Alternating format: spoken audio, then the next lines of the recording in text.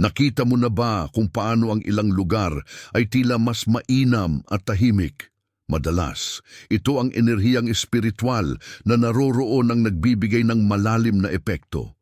Ang rosaryo ay gumagana bilang isang sinag ng liwanag mula sa langit sa gitna ng kaguluhan ng buhay, katulad ng isang parola na nagbibigay daan sa mga barko sa mga madilim na gabi. Ang rosaryo ay nagbibigay liwanag sa iyong landas sa panahon ng kawalan ng katiyakan at hamon. Simplesmente ang pagkakaroon nito sa isang silid ay nagsisilbing patuloy na paalala na hindi ka nag-iisa at may mataas na kapangyarihan na nag-aalaga sa iyo at sa iyong pamilya. Gayunpaman, ang kapangyarihan ng rosaryo ay hindi limitado sa aspetong espiritual. Mayroon din itong tunay at konkretong epekto sa pang-araw-araw na buhay. Maraming napansin ang makabuluhang pag-unlad sa kanilang mga ugnayan sa pamilya. Mas kaunti ang mga alitan at mas maraming kapayapaan sa tahanan pagkatapos ng pagsasama ng rosaryo. Para bang ang mga banal na butil nito ay sumisibol ng mga alon ng kapayapaan at pag-unawa na humihina sa mga tensyon at nagtutulak sa komunikasyon. Handa ka na bang maranasan ang transformasyong ito sa iyong sariling buhay? Imahehin ang pag-uumpisa ng bawat araw sa isang kapaligiran na puno ng katahimikan at kalmidad. Ipaghambing ang mga problema na dati ay tila hindi matatalo ay nauupos dahil sa kapangyarihan ng pananampalataya at pananalangin. Kung nararamdaman mong ito na ang tamang panahon para sa pagbabago, basahin pa ang susunod at alamin kung paano maisasama ang kapangyarihan ng rosaryo sa iyong pang-araw-araw na gawain. Ang kapangyarihan ng rosaryo ay ipinapahayag sa pamamagitan ng 3 pangunahing haligi na bawat isa ay mahalaga para sa ganap na transformasyon ng iyong buhay at ng iyong tahanan. Ang unang haligi ay proteksyon. Ang rosaryo ay kumikilos bilang isang kalasag sa espiritual na lumilikha ng isang di makikita na harang laban sa mga negatibong enerhiya at mapanganib na impluensya. Para bang bawat butil ng rosaryo ay isang ladrilyo sa pagtatayo ng isang matatag na kuta sa paligid ng iyong bahay. Ang pangalawang haligi ay kapayapaan. Ang presensya ng rosaryo sa iyong tahanan ay nagpapalaganap ng isang atmosfera ng kalmidad at kapayapaan. Para bang bawat Ave Maria na nakalagay sa mga butil nito ay nagpapalabas ng mga alon ng katiwasayan na nagpapawi ng mga tensyon at nagtutulak sa harmonia sa pagitan ng mga miyembro ng pamilya. Ang kapayapaang ito ay hindi lamang mababaw, kundi malalim at matatag na kayang magtagal sa mga emosyonal na bagyo ng buhay. Ang pangatlong haligi ay kasaganaan. Hindi ito tungkol sa material na yaman, kundi sa kasaganaan sa lahat ng aspeto ng buhay. Ang rosaryo ay nagtatanghal ng mga biyayang pangdivina na nagbubukas ng mga pintuan sa mga di inaasahang oportunidad at likhang isip na solusyon sa mga problema. Para bang bawat misteryo na kinuntempla sa rosaryo ay isang susi na nagbubukas ng mga kayamanan mula sa langit na nagpapabagsak ng biyaya sa iyong buhay at sa iyong tahanan. Ang 3 haliging ito ay nagtutulungan upang lumikha ng isang kapaligiran na nakakatulong sa espiritual na paglago at kabuuang kagalingan. Maaari mo bang i-imagine kung ano ang pakiramdam ng buhay na may patuloy na proteksyon, walang kamalay-malay, na kapayapaan at kasaganaan sa lahat ng aspeto? Kung handa ka na para sa transformasyong ito, basahin pa ang susunod at alamin kung paano maisasama ang mga haligi na ito sa iyong pang-araw-araw na buhay. Ang rosaryo ay hindi simpleng pisikal na bagay, kundi isang makatotohanang anyo ng iyong pananampalataya. Bawat krus ay daladala ang kapangyarihan ng iyong mga panalangin at intensyon. Para bang kapag hawak mo ang rosaryo, Literal na hawak mo ang iyong pananampalataya. Ang koneksyon na pisikal na ito sa espiritual ay lumilikha ng isang makapangyarihang tulay sa pagitan ng material na mundo at ng divino. Imahehin ng iyong pananampalataya bilang isang delikadong halaman. Ang rosaryo sa iyong tahanan ay kumikilos bilang isang tagapag-alaga sa langit na nagpapakain at nagpapatatag sa halaman na ito araw-araw. Sa mga sandaling nararamdaman mong nahihiwalay o nawawala ang koneksyon sa espiritual, ang presensya ng rosaryo ay patuloy na gumagana ng tahimik, nagpapanatili ng sigla ng iyong pananampalataya. Maraming nagsasalaysay ng mga hindi mapapaliwanag na pangyayari pagkatapos ng pagpasok ng rosaryo sa kanilang tahanan. Mga koinsidensyang tila milagroso, mga problema na nalutas ng di inaasahan, isang patuloy na pakiramdam ng pagiging gabay at protektado. Para bang binuksan ng rosaryo ang isang diretsyong daanan papunta sa divino na nagpapahintulot sa biyaya at mga pala ng langit na dumaloy ng mas malaya sa iyong buhay. Naisip mo na ba kung ano ang pakiramdam ng maging bahagi ng isang mas malaking bagay, ng konektado sa isang puwersa na lampas sa pag-unawa ng tao? Ito ang iniaalok ng rosaryo. Isang makatotohanang koneksyon sa divino, isang patuloy na paalala na mahal at protektado ka ng isang mas mataas na puwersa. Kung handa ka ng palalimin ang koneksyon na ito at maranasan ang kapangyarihang nagbabago, basahin pa ang susunod at alamin kung paano maaaring maging pinakamahalagang kaalyado ng rosaryo sa iyong espiritual na paglalakbay.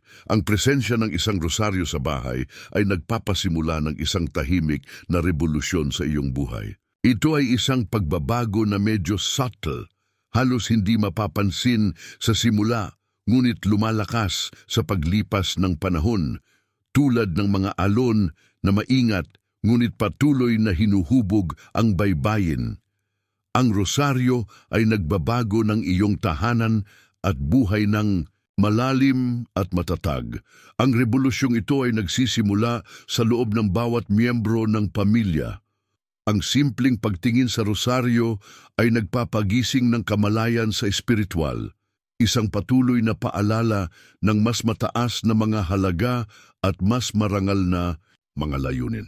Para bang bawat tingin sa rosaryo ay isang maliliit na panalangin, isang sandaling koneksyon sa divino, sa gitna ng pang-araw-araw na paggalaw. Dahan-dahan, maaari mong mapansin ang makabuluhang mga pagbabago sa pag-uugali at sa loobin ng lahat. Ang mga talakayan na dati umuuwi sa alitan ay naging mga konstruktibong dialogo. Ang mga alalahanin na dati tila nakakabagabag ay kinakaharap ng mas kalmado at mas tiwala. Para bang ang rosaryo ay nagpapalabas ng enerhiya ng pag-unawa at awa na nagpapababa ng mga puso at nagdudulot ng mas malapit na relasyon sa mga tao. Handa ka na bang simulan ang tahimik na revolusyong ito sa iyong sariling buhay? Imahehin ang pag-uumpisa ng bawat araw na may bagong kahulugan ng layunin at panloob na kapayapaan. Ipaghambing ang mga problema na dati nagdurusa sa iyo ay nauupos dahil sa kapangyarihan ng pananampalataya at pananalangin. Kung nararamdaman mong ito na ang oras para sa malalim na transformasyon sa iyong buhay at sa iyong tahanan, basahin pa ang susunod at alamin kung paano maaaring maging katalista ng pagbabago ang rosaryo. Ang rosaryo sa iyong bahay ay kumikilos bilang isang di nakikitang kalasag, isang harang ng proteksyon laban sa mga negatibong enerhiya at mapanirang impluensya. Para bang bawat butil ng rosaryo ay isang link sa isang kadena ng liwanag mula sa langit na pumapalibot sa iyong tahanan at sa lahat ng naninirahan dito. Ang proteksyong ito ay hindi lamang espiritual, kundi lumilitaw din sa mga konkretong paraan sa pang-araw-araw na buhay. Maraming nagsasalaysay ng pakiramdam ng seguridad at kapayapaan pagpasok sa isang bahay kung saan may rosaryo. Para bang may isang protektibong presensya na palaging nagmamasid at nag-aalaga ng kabutihan ng lahat. Ang mga problema na dati tila nag-iipon ay natutugunan ng di inaasahang mga solusyon. Para bang atraksyon ng rosaryo ang pag-intervene ng Diyos na nagbibigay daan sa iyo sa mga hamon ng buhay. Ang proteksyong ito ay umaabot sa labas ng mga dingding ng iyong tahanan. Sa pagdadala ng enerhiya ng rosaryo, kasama mo, dadalhin mo rin ang di makikitang kalasag kahit saan ka man pumunta. Sa mga sandaling panganib o kawalan ng katiyakan, maraming nararamdaman ang isang di maipaliwanag na puwersa na nagtuturo sa kanilang mga desisyon at aksyon. Para bang ang rosaryo ay isang espiritual na bruhula na laging nagtuturo sa pinakaligtas at pinakamabuting landas. Naisip mo na ba kung ano ang pakiramdam ng mabuhay nang walang takot, tiwala sa palaging protektado at gabay? Ito ang iniaalok ng rosaryo, isang patuloy na pakiramdam ng seguridad at amparo ng Diyos. Kung handa ka ng maranasan ng proteksyon na ito sa iyong buhay, basahin pa ang susunod at alamin kung paano maisasama ang kapangyarihan ng rosaryo sa iyong pang-araw-araw na gawain. Ang rosaryo ay hindi lamang isang bagay ng proteksyon, kundi isang tagapaglabas ng mga milagro sa iyong buhay.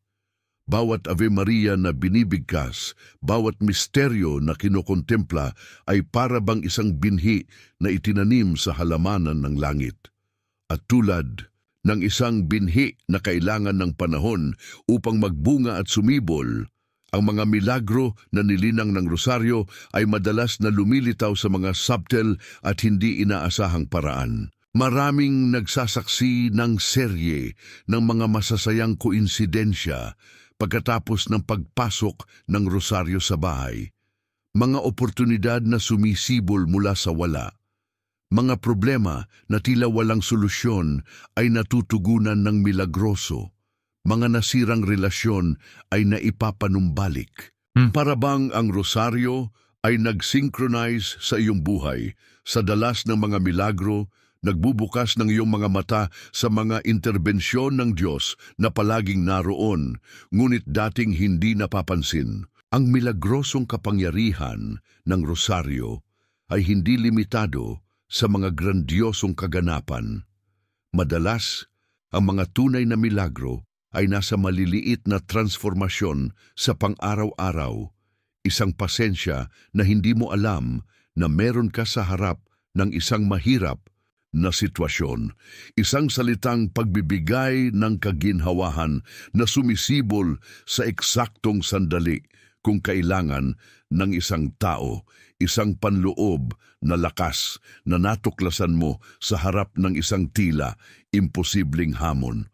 Ang mga maliliit na milagro na ito, ang mga batong, ginagamit sa pagtatayo ng isang tunay na mapalad na buhay.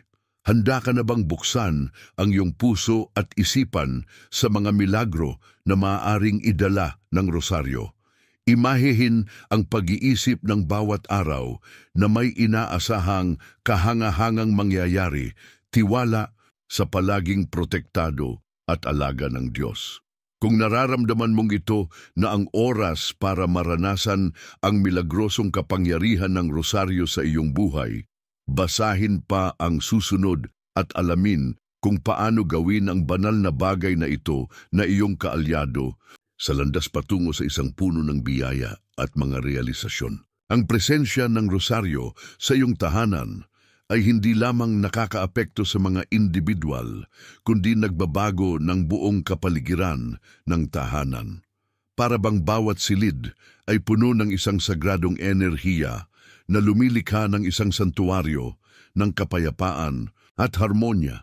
Nakita mo na ba kung paano ang ilang lugar ay may espesyal na atmosfera na agad na nagpapakalm at nagpapataas ng espiritu?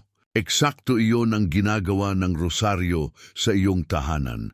Ang transformasyong ito ay nagsisimula ng subtle. Marahil mapapansin mo muna ang pagbawas sa mga alitan sa pamilya o mas madaling pagresolba ng mga alitan. Para bang ang rosaryo ay nagpapalabas ng mga alon ng pag-unawa at empatya na nagpapababa ng mga aspere at nagtutulak sa konstruktibong dialogo. Ang mga hapunan ng pamilya ay naging mga sandaling tunay na pagkakaisa. Ang mga usapan ay lumalalim at ang mga ugnayan sa pamilya ay nagiging matatag. Sa paglipas ng panahon, maaari mong mapansin ang mas malalim na mga pagbabago. Ang tahanan ay naging isang refugyo hindi lamang para sa katawan, kundi pati na rin para sa kaluluwa. Madalas, ang mga kaibigan at bisita ay nagkomento sa pakiramdam ng kapayapaan na nararamdaman nila sa pagpasok sa iyong bahay. Para bang ang rosaryo ay lumilikha ng isang field ng positibong enerhiya na nagpapawi ng mga negatibidad at nagtatanghal ng mga biyaya para sa lahat ng tumatawid sa iyong pintuan. Maari mo bang i-imagine ang iyong tahanan na nabago sa isang tunay na santuaryo ng kapayapaan at pag-ibig? Isang lugar kung saan bawat miyembro ng pamilya ay tunay na nararamdaman na tinatanggap at pinapakain, hindi lamang pisikal, kundi pati na rin espiritual? Kung handa ka ng maranasan ang transformasyong ito sa iyong sariling tahanan, basahin pa ang susunod at alamin kung paano ang rosaryo ay maaaring maging susi sa paglikha ng atmosperang pamilyar na palaging pinangarap mo.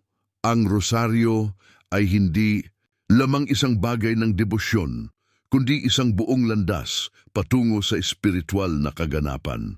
Bawat misteryo na kinokontempla ay parabang isang hakbang sa isang hagdan na nagdadala sa isang mas malalim na pag-unawa sa iyong sarili at sa universo. Ito ay isang paglalakbay ng pagkilala sa sarili at espiritual na paglago na nagbubukas araw-araw, biyaya pagkatapos ng biyaya. Sa pagsasama ng rosaryo sa iyong pang-araw-araw na buhay, magsisimula kang mapansin ang mga subtle na pagbabago sa iyong perspektiba. Ang mga problema na dati itila nakakabagabag ay ngayon ay nakikita bilang mga oportunidad para sa paglago. Ang mga mahihirap na relasyon ay nagiging mga aral ng pag-ibig at pagpapatawad. Para bang ang rosaryo ay nagpapahiram sa iyo ng mga mata ng Diyos, na nagpapahintulot sa iyo na makita ang mundo at ang iyong sarili ng ganap na bagong paraan. Ang paglalakbay patungo sa kaganapan ay hindi laging madali. Magkakaroon ng mga sandali ng pagdududa at katanungan, ngunit sa mga sandaling ito, ang kapangyarihan ng rosaryo ay lumilitaw ng mas matindi. Para bang bawat butil ay isang faro na nagbibigay daan sa gitna ng mga bagyo ng buhay, na nagpapaalala sa iyo ng iyong panloob na kalakasan at koneksyon sa divino. Handa ka na bang simulan ang paglalakbay ng transformasyon at paglago? Imahehin ang pag-uumpisa ng bawat araw na may bagong kahulugan ng layunin, may walang kamalay-malay na panloob na kapayapaan at malalim na koneksyon sa divino. Kung nararamdaman mong ito na ang oras para humanap ng isang buhay na puno at nagawa sa lahat ng aspeto, basahin pa ang susunod at alamin kung paano gawin ang rosaryo na iyong gabay sa paglalakbay patungo sa espiritual na kaganapan.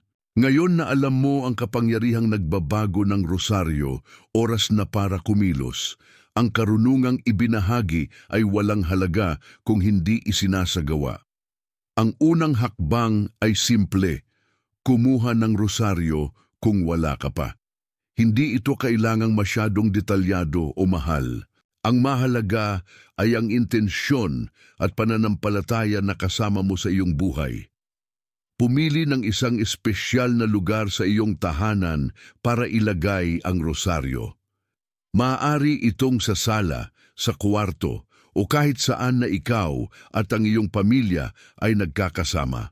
Tandaan, ang rosaryo ay hindi lamang dekorasyon, kundi isang buhay at aktibong presensya sa iyong tahanan. Tratarin ito ng respeto at paggalang. Simulan ang pagsasama ng rosaryo sa iyong pang-araw-araw na gawain. Hindi kinakailangang dasal ang buong rosaryo araw-araw, lalo na kung bago ka pa. Kahit ilang minuto ng kontemplasyon, araw-araw ay maaring magdala ng malaking pagbabago. Anyayahan ng iyong pamilya na sumali. Gawing isang oportunidad ito para sa pagsasama-sama at pagpapatatag ng ugnayan sa pamilya. Maging alerto sa mga pagbabago na sisimulan ng mangyari sa iyong buhay at sa iyong tahanan. Mag-keep ng diaryo kung posible para i-record ang mga biyaya at maliliit na milagro na mararanasan mo. Ibahagi ang iyong mga karanasan sa iba na inspirasyon sa kanila na matuklasan din ang kapangyarihang nagbabago ng rosaryo. Tandaan, ang tunay na transformasyon ay nagsisimula sa isang simpleng oo sa imbitasyon ng Diyos. Handa ka na bang bigyan ng hakbang na iyon?